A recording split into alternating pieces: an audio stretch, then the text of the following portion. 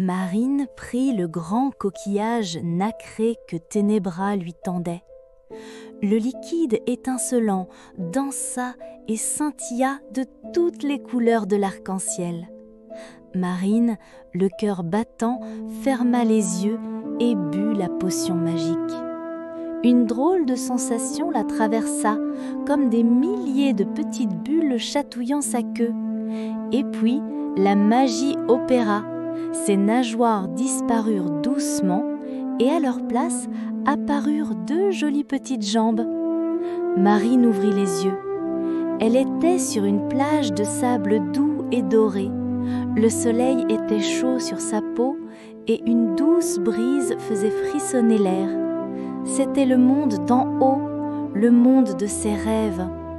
Mais c'était aussi très différent de l'océan.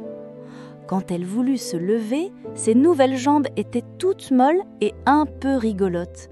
Elle tomba, puis se releva avec difficulté. Chaque pas était une petite aventure.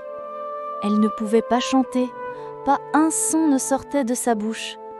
C'était le prix de la magie. Alors qu'elle essayait de s'habituer à ses nouvelles jambes, un petit chien joyeux arriva en courant et aboya gentiment. Il sauta autour de Marine, remuant la queue. Puis, derrière le chien, apparut un garçon.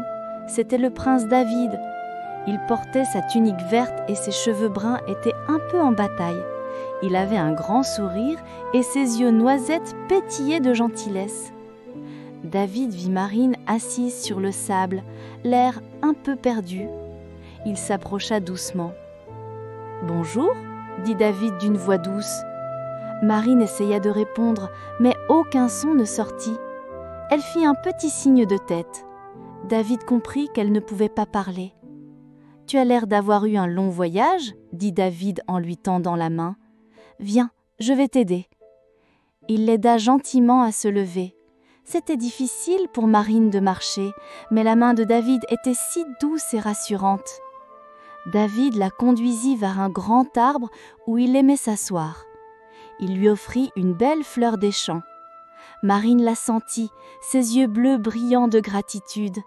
Elle était enfin sur la terre et elle avait trouvé David. Le temps passait vite et ils passèrent l'après-midi à faire des signes et des gestes pour se comprendre. Malgré son silence, David semblait la comprendre. Ils jouèrent avec le petit chien et rirent beaucoup.